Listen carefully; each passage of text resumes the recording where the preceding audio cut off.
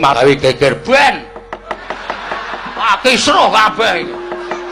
Engko arep ngobong Prabu Karna. Prabu Karna wis mlayu metu kari Sengkuni dupai cang. Ki aku nek ora lunga sik ngrekas. Men.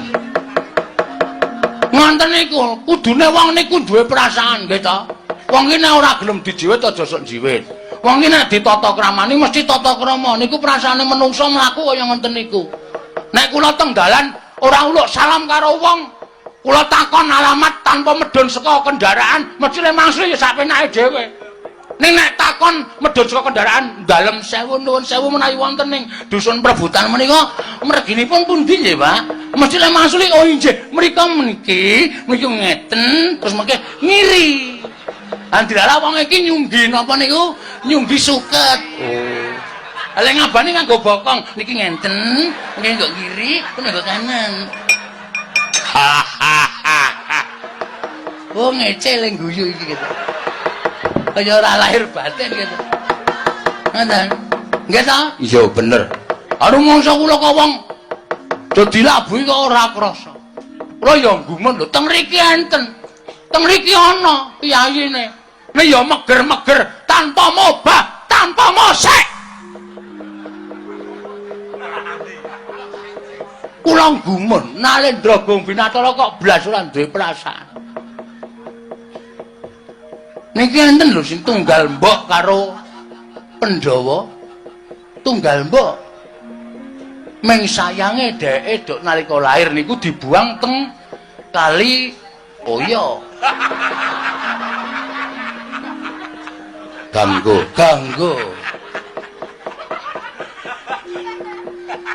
Terus kali ditemu Adipati Adirata lan Patih Adirai. Mbah Nada diupakara dijenengi Suryatmaja. Niku jane padha karo Pandhawa. Tenan niku kula mboten goroh. Ning teng mriki kok blas ora duwe perasaan tresna karo Petruk. Monggo Petruk blas durung tau ngomong karo piyayine.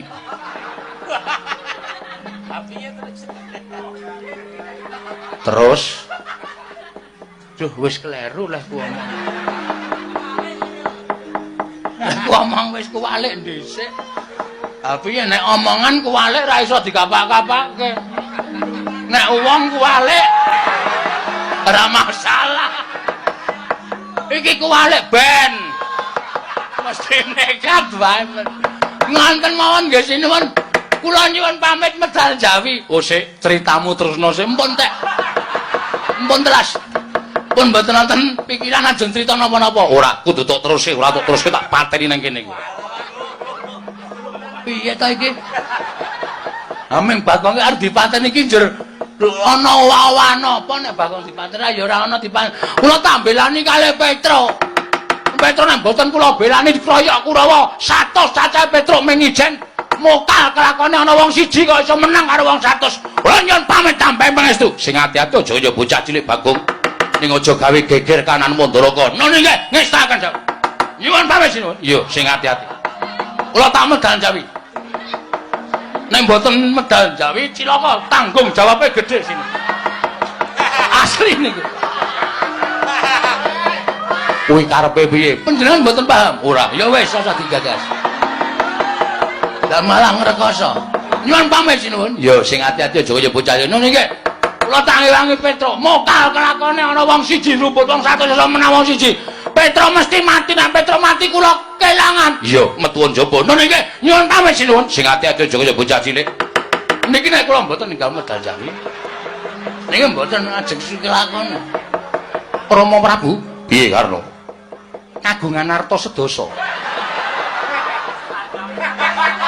Nek 10 aku ora duwe, nek eketan ana. Nah, niku sing kula karepe. Wong edan nyonya. Tampan ana wis gek minggat ngono. Gawe geger ora ning Ngastina, ora ning Amarta, ora ning Mandharaka kok sing jeneng Bagong kok mesti kok senengane ora. Iki sing dadi keke ora. Ning areng ngulungke kok dubeng-ubengke. Nyo.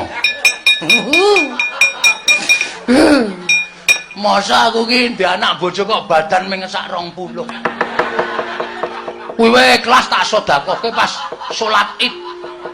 Anakku do nyengoh, bojoku nyengoh, mbok men. Sing penting fitrah. Zakat tak pentingke. Mergo zakat itu mengeringankan sakaratul maut. Ngono ya nggih, niki sekedhik wejangan. Iya. Dadi panjenengan dadi nalindra niku aja cetil, sok menehi wong sing ora duwe. Sok menehi wong sing kurang apa-apane. Diparingke bondo donya sampean. Bondo donya sampean, duit sampean mang simpen ora dadi emas. Nek mang bagek-bageke dadi pahala. Iya, Bagong. Nggih. Niku meringankan sakaratul maut. Iya. Dong mboten tegese. Tegese piye? Nek wong ora seneng zakat, ora seneng meneh-meneh, iso nek arep mati ki nyawane didudut ki rasane. Ning ana sing piyayi didudut nyawane kalau malaikat ki mesem. Les. Oh ngono nggih. Niku tegese meringankan sakar. Didongke. Nyo, iki ana 400. Sukses. Ning kuwi tenan to, mbok menawa. Nek ngendikaning para kiai pancen ngoten niku, nek asline ya apa ora, ya mbok wong kula rong tau nglakoni mati kok. Wila dalam jodene ngono kok kena 400. Sampeyan percaya mboten ora? Meringan ben enteng ya ben ora ya ben. Matiku sesuk ning pabaratan. Matiku sesuk kena pusaka kuwi sing tak anggap mati ingkang sejati. Wah ya wis. Ora mungsuh malaikat. Lho, perkara kuwi gumantung marang panguwasaning Gusti sing jeneng wong mati iki mesti nyawane dipethuk dening malaikat. Ning patiku tak jaluk sesuk aku mati dadi satru sejati, mati ning pabaratan. Oh iya, apik kowe. Ya wis. Sing jeneng wong gegeki karo kewajibane iki ngono kuwi. Ning wong zakat. Wong menehi kuwi pahalane iso dilipatkan sampai 1000 kali. Niku tenan, uripe dadi enteng. Percaya mboten? Nek ngomongane Bagong aku ora percaya. Nek omongane para ulah agama, omonganing para kiai aku percaya gandeng sing ngomong Bagong ya nuwun sewu ora tak anggap ngono wae. Oh ya wis, aku ya ora percaya. Karo omong aku dhewe wis ngesake nggih kula tak medhah.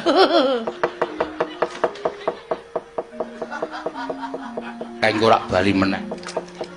Rekku tiba. Arep nyemet rokok kok gagah-gagah kok ora ono rek. Karno wonten maring adhawuh. Perkara iki kriwikan dadi grojokan geguyon dadi tangisan. Namung Padukara Rama Prabing Mandara iki saged kedugi lan sak mangke saged menggak dateng geger wonten madane garing Mandara kok ya.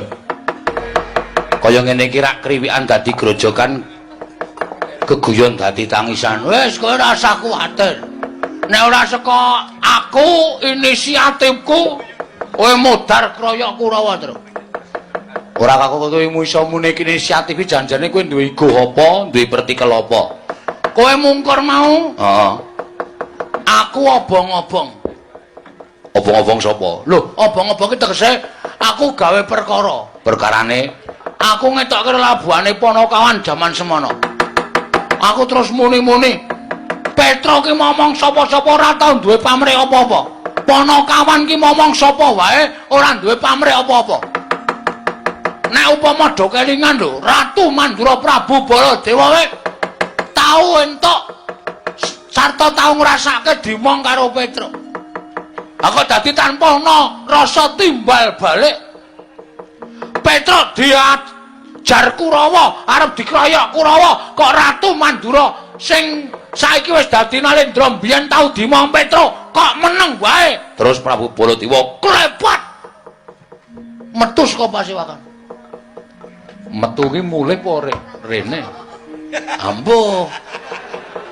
Lho, lah kowe iki ngomongke iki gedhekke atiku apa? Janjane piye to? Aku ya sebenarnya rong weruh. Ha ketoke piye? Ketoke arep mbelani kowe, ketoke lho. Nia kejaba saka kiyu kuwi. Kejaba saka kuwi, Tru, apike kowe tata-tata wae. Kira-kira kowe nek dikeroyok Kurawa Kira-kira kowe wani ora? Wani. Nek kowe wani maju sik, ora ketang pisan pindho nganggo perang. Mosok wayang kok ora nganggo perang? Oh iya ya. Engko nek kowe kalah ketemper yudane, kowe kalah mungsuh Kurawa, kowe omong aku tak wadulane Prabu Baladewa. Arep tak obong atine, tak obong atine. Men ngewangi kowe. Engko nek kowe diwangi Prabu Baladewa wis nesu karo para Kurawa, Kurawa gajuli kabeh, kowe menang, kowe gleleng. Oh iya, oke. Ha. Nek ngono aku tak maju sik. Nek aku kalah karo Kurawa, kowe nglaporke Prabu Baladewa. Siap. Neng kowe ora minggat lho. Ora. Kowe gawe dodo ngene iki sok minggat sik. Engko aku wis diajar Kurawa, kowe ra ana. Ora, ya nembeng iki aku yakin ana. Oh iya. Tenan ya. Tak maju, Kurawa wis dampyak. Sinuwun Prabu Duryudana wis ngetapke sangganing para sata Kurawa. Apa dikira Petruk wedi karo Kurawa? Tenang, Gong, tandangane. Sinambi kowe nyawanga kridane kakangmu iki ndak tok sepelekke. Aku nek wis gelem nesu, nek mung Kurawa aja kok maju ijen. Kurawa 100 ngebyuki. Nek nganti aku kalah aja ngaku yen aku kakangmu. Jajal, Tru. Iya. Aku arep pengen karo kowe perang. Ora tau weruh aku perang, Po? Ora. Sing perang mesti aku. Oh, lambemu ora. Sing perang aku terus kok tak sawange saka kene kaya ngapa? Kakakku nek perang kaya ngapa? Engko nek aku kalah kowe sing ngobong-obong Prabu Baladewa lho. Siap, ora usah kuwatir. Aku sing ngobongi Prabu Baladewa. Enteni kene ya, Gong. Engko nek ana Kurawa sing tekan kene kira-kira arep wangi Prabu Duryudana, rawi-rawi rantas, marang diputung. Heeh. Oh, halo kita Kartomarma, lho Satama, Gong. Wis salang tunjang goleki aku. Kowe ora sarana diganti kene wae. Ya. Gong, Patih Sengguni Arwa Satama. Ora usah kuwatir, kowe ngadalo sing guring ku sing arep tak polone, Tru. Rumangsaku wit sore mawe karo aku kok kaya ora cocok to, Gong. Pancen tak akoni ora cocok ngopo seng? Aku ki Patih ra nang Ngastina, iki nang Mandaraka, sadar diri kowe. Nang kene iki padha-padha le daya, aku ya daya ning Mandaraka, kowe ya daya ning Mandaraka. Antaraning daya karo daya ki ora ana bedaning derajat pangkat. Muni samplo. Ora kok kaya sengit banget, sengit tenan aku. Asli, cangkeme elek. Bagong aja wani karo Paman Patih. Yen kowe wani karo Paman Patih sing bakal ngajar kowe aku. Kowe ngapa kowe? Kowe tak retke tak udake dedak anteng. Iya, malah lara banget. Padake belo. Manus maning jajalan. Nuwun sewu Gusti Patih rawuh mriki Petra. Nun. Aku entuk jawesuk anak Prabu Ngastina kowe kon bali. Bali teng pundi? Bali ning Bumira Tawu. Matura karo Nuklasdewa yen ora bakal entuk sithik wae kamukten negoring Mandaraka mergo bakal diparingake marang putra-putraning mantu. Mula bali yo. Aja wani nyentulani rembuking anak Prabu Ngastina. Nuwun sewu, nek sing dawuh sinuwun Mandaraka kula nderek. Nek sing dawuh sinuwun Prabu Salyapati kula nderek. Ning gandeng sing dawuh niku sinuwun Ngastina. Monggo sinuwun Ngastina nika nuwun sewu, pernahe ming anak mantu. Janjane upama ditaker, upama ditimbang niku padha karo statuse Ndara Nuklasdewa. Lho, Ndara Nuklasdewa niku anake adine Prabu Salya. Mongko niku bocah lola, wis saktrepe nek Pakdene ngrengkuh kuwi dadi anake dhewe. Mongko wis tau janji, ngger sesuk nek aku wis lengser ke Prabon kowe bakal entuk kamukten. Lah nuwun sewu, Ndara Nuklasdewa niku janjane ming nanjihke, ora arep njaluk saiki ning ming nanjihke. Terus sinuwun Prabu Salyapati paring dawuh. Ana sing ora sarujuk, ana sing ora cocok, malah sinuwun Ngastina paring dawuh dhewe. Nek sinuwun Ngastina sing ngukui marang bumi Mandaraka, terus ketemu pirang perkara kula tatakon. Ketemu pirang perkara. Apa isih kurang sugih? Apa isih kurang mukti sinuwun Ngastina? Ing ngatasé padha-padha entuk warisan kok. Warisane wong liya-liya arep dikukup niku napa jenenge wong ora serakah Ratu Ngastina nika? Mikir seng. Wis tuwa ora gelem mikir ora. Hah? Bener omongane Petra nek kesana ngene iki. Wong sugih kok tanpa nganggo rasa dermawan, tanpa nganggo rasa meweh karo sak pepadane. Bandane arep digo modar ya. Setan ora. Gong, iki mbok ya sing sopan sithik. Ah ora sopan aku pone karo sengkune taunana windanana wiwit bengi iki nek ora geceki sengkune urang marem atiku. Mung senengane ngumbar wisa. Suarane kaya lantang-lantang sing nggo korban kawula cilik.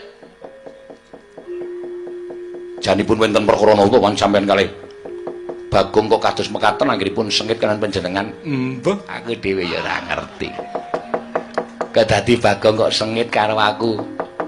Nek Petra arep diundurke, Petra cetha ora gelem mundur. Upama sampean ngrubutke Kurawa, Petra ora bakal wedi, ya, Tru? Ora.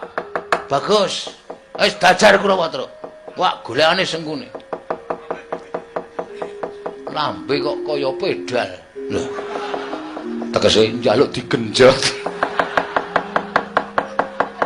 Lambe kok kaya pedal njaluk digenjot ora. Rumangsane padake ora. Ora gelem bali mboten.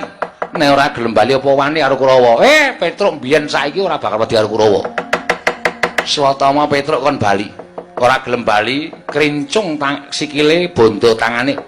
Upama ora iso dibondo tangane krincung sikile pateni dadi kuwanda. Ora dadi perkara. Petruk ora minggat, pecah siramu. Mang mriki Ndara Satama tanding karo Petruk. Ayo jajal. Anak Semar karo anak Jaran menang sapa? Hus cangkeme. Dicoba, dicoba ya dicoba padake ora.